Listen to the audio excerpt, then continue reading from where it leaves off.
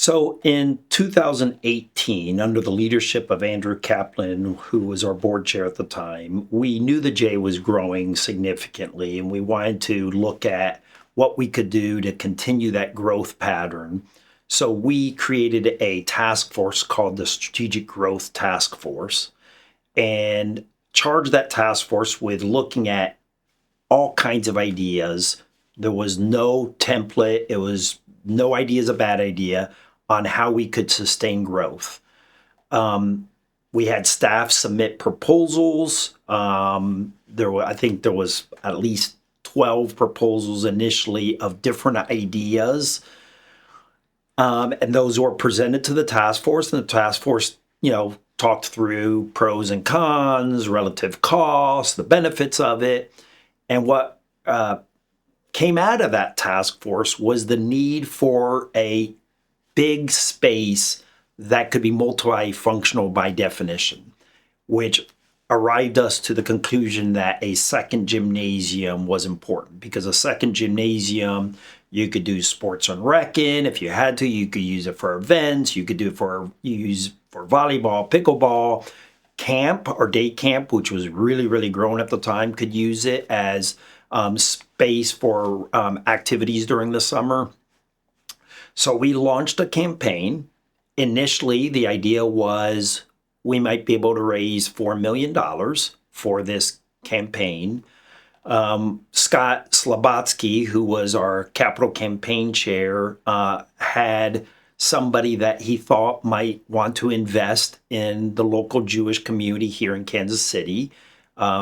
He goes by the name of Michael Staenberg. And so Scott and I hopped on a plane and flew to St. Louis and told Michael Staenberg what our plans were. And before we left his office, he said, "I'll give you $1.8 million to start." Well, that was half of our original campaign goal. So we came back, we revised the plans, expanded the plans a little bit. Michael Staenberg got involved every step of the way. And one of the things I learned from Michael is he pushed us to dream big all along throughout the process, kept pushing.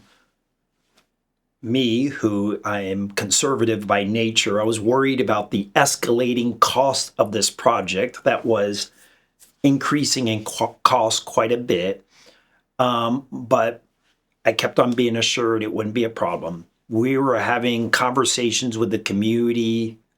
People were very excited and were donating very generously to it, and we were raising money. So we kept on increasing the goal.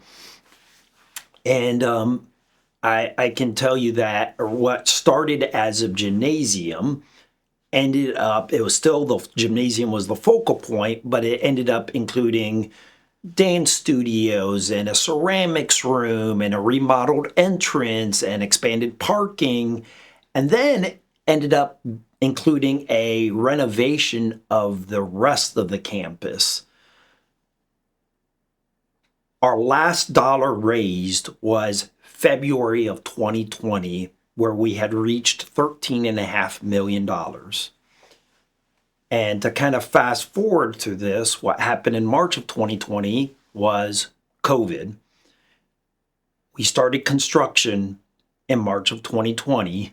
And so in hindsight, who would have known a pandemic would have hit?